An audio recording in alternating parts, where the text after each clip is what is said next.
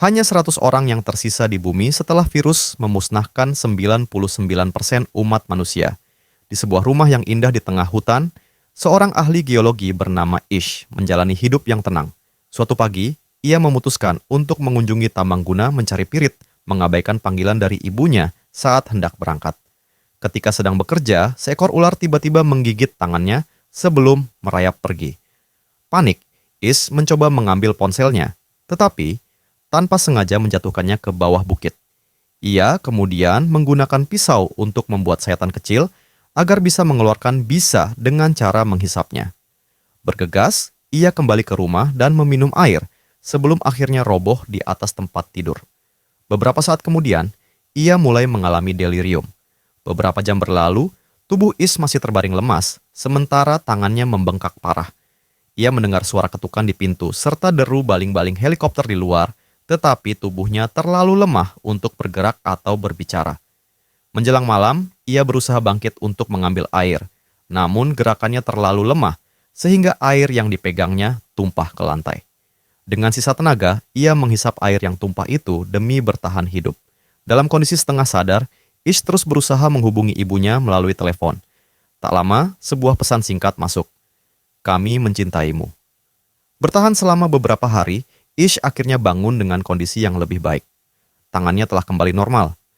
Setelah membersihkan rumah dan memastikan semuanya aman, ia masuk ke dalam mobil. Butuh beberapa kali percobaan sebelum mesinnya menyala. Saat berkendara menuju kota, ia dikejutkan oleh pemandangan yang sunyi dan mencekam. Jalan-jalan sepi tanpa tanda-tanda kehidupan. Mobilnya berhenti mendadak saat ia menemukan sesosok tubuh yang telah membusuk di tengah jalan.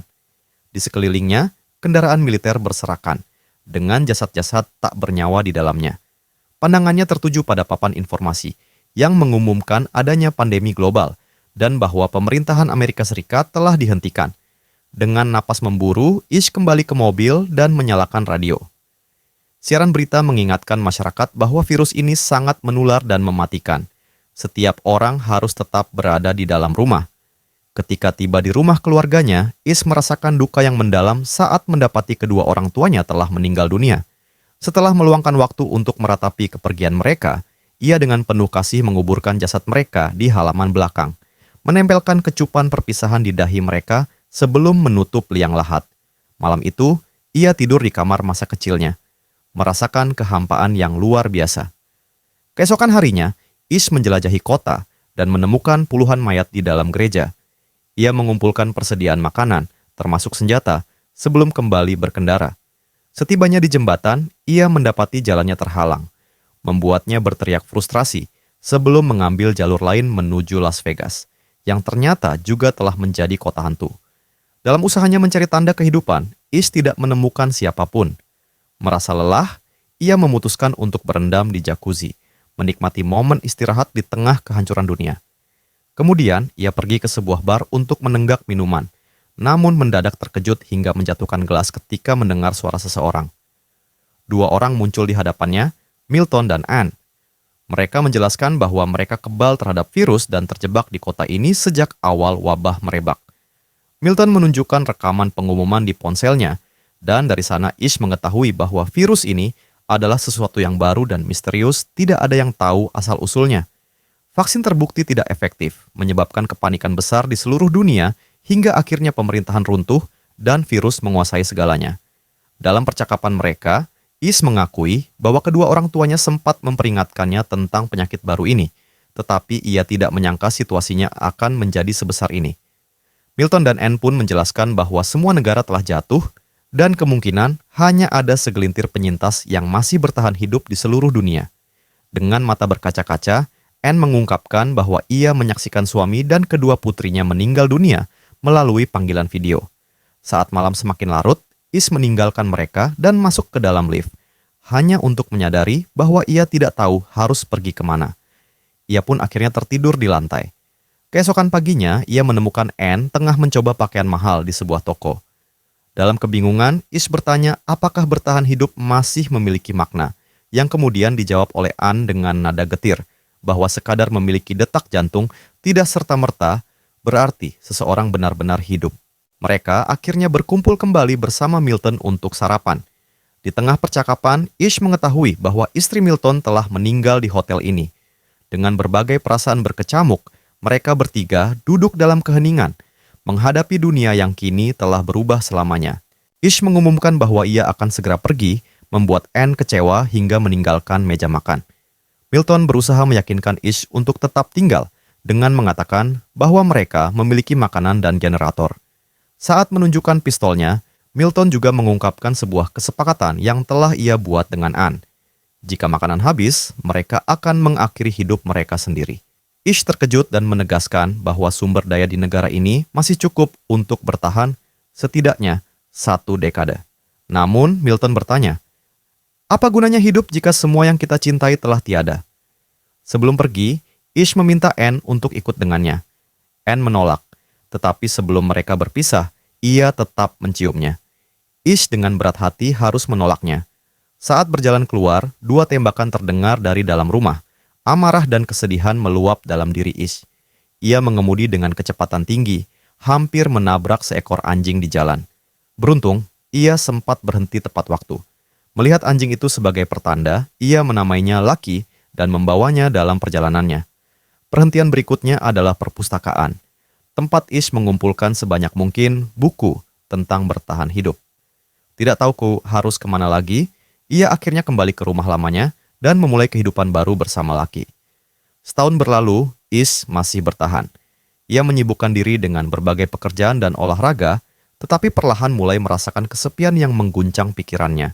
Sesekali, ia mengemudikan mobilnya berputar-putar tanpa arah.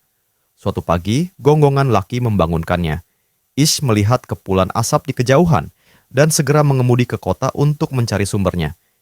Ia tiba di sebuah rumah di mana seorang wanita bernama Emma muncul di atap dengan senapan di tangannya. Namun, setelah Ish menjelaskan keadaannya, Emma menurunkan senjatanya dan mengundangnya masuk. Sambil menikmati teh dan roti, mereka berbincang dan dengan cepat merasa cocok satu sama lain. Saat Ish hendak pergi, Emma memintanya untuk bermalam. Keesokan harinya, Ish berhasil meyakinkan Emma untuk ikut dengannya agar mereka bisa saling menemani. Saat Emma melihat-lihat rumah, Ish diam-diam membuang tali gantungan yang pernah ia siapkan di saat keputusasaan melanda. Emma kemudian menyadari bahwa tikus telah menyerang persediaan makanan mereka, sehingga mereka kembali ke kota untuk mencari bahan makanan baru. Di dalam toko, mereka terpaksa mengabaikan bau busuk dari mayat yang sudah lama membusuk, ditemani oleh beberapa tikus yang berkeliaran. Hari-hari berlalu dan Emma serta Ish mulai menemukan ritme hidup baru. Mereka menanam sayuran, pergi memancing, dan menyaksikan kota yang perlahan diambil alih oleh hewan-hewan liar. Emma membantu Ish memangkas rambutnya, sementara Ish mulai membangun kandang ayam dengan harapan bisa bercocok tanam secara mandiri.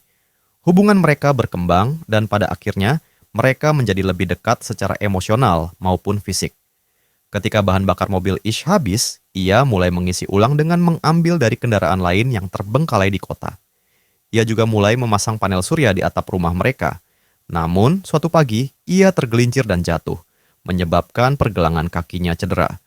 Emma segera menolongnya masuk ke dalam rumah dan merawatnya. Saat Ish tertidur, Emma duduk diam memandangi foto-foto keluarganya yang telah tiada, air mata perlahan jatuh di pipinya. Beberapa waktu kemudian, Emma mengumumkan bahwa ia sedang mengandung.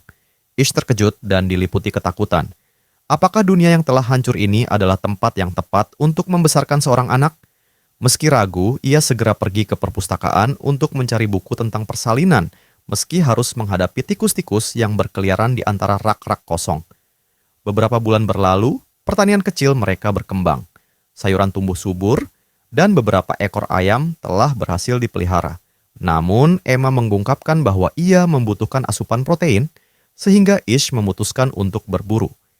Ia menemukan sekelompok sapi liar dan, setelah banyak keraguan, akhirnya menembak 1 ekor sambil meminta maaf dalam hati.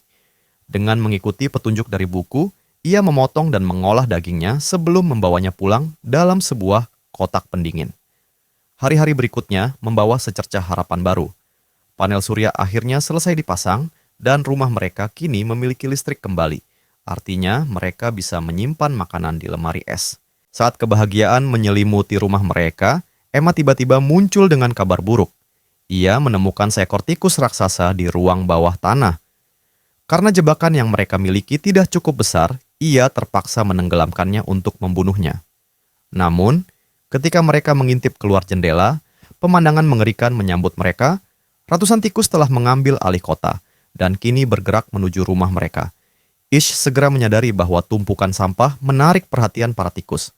Dengan berat hati, Ish juga harus membakar sisa-sisa sapi mereka demi mengurangi bau yang mengundang para pengerat. Namun, tidak peduli seberapa keras mereka berusaha, tikus-tikus terus berdatangan. Tak punya pilihan lain, keduanya berlari kembali ke dalam rumah dan mulai menutup rapat setiap pintu, jendela, dan celah yang ada. Tiba-tiba, suara tangisan terdengar dari luar. Mereka lupa membawa Lucky, anjing kesayangan mereka, masuk. Lucky kini dikerubungi tikus-tikus yang menggigit tubuhnya. Dengan nekat, Ish membuka pintu dan bergegas meraih anjing itu sebelum segera kembali masuk. Namun, dalam sekejap itu, beberapa tikus berhasil menyelinap ke dalam rumah. Tanpa ragu, ia mengambil keputusan lain, menghantam tikus-tikus itu dengan gagang senapannya hingga mereka tak bergerak lagi. Setelah situasi terkendali, Emma dengan hati-hati merawat luka-luka Lucky. Pengalaman ini membuat Ish dipenuhi kecemasan. Ia takut kehilangan Emma, terutama saat persalinannya nanti. Menyadari ketakutan suaminya, Emma akhirnya mengungkapkan bahwa ia pernah melahirkan 2 anak perempuan tanpa masalah. Namun, di hari yang sama, ia kehilangan seluruh keluarganya akibat wabah yang melanda dunia. Beberapa bulan berlalu, populasi tikus akhirnya berkurang berkat kucing-kucing liar yang berkeliaran di jalanan. Kini, rumah mereka bisa dibuka kembali, membiarkan mereka merasakan udara segar setelah sekian lama terkurung. Di hari itu juga, Emma mulai merasakan kontraksi, tanda bahwa saat persalinannya telah tiba. Namun, ketika proses kelahiran dimulai, mereka menghadapi kendala. Bahu bayi keluar lebih dulu. Ish ingin mencari buku panduan persalinan, tetapi Emma, dalam kepanikannya, mengarahkan Ish untuk membantunya mengubah posisi bayi, hingga akhirnya kepala keluar lebih dulu. Dengan usaha dan kerjasama, persalinan pun berjalan lancar, dan mereka kini menjadi orang tua dari seorang bayi perempuan yang sehat. Dipenuhi harapan baru, Emma melukis alamat mereka di tembok kota, mengundang para penyintas lain untuk bergabung. Dari kejauhan, seseorang yang tak dikenal mengamati pesan tersebut.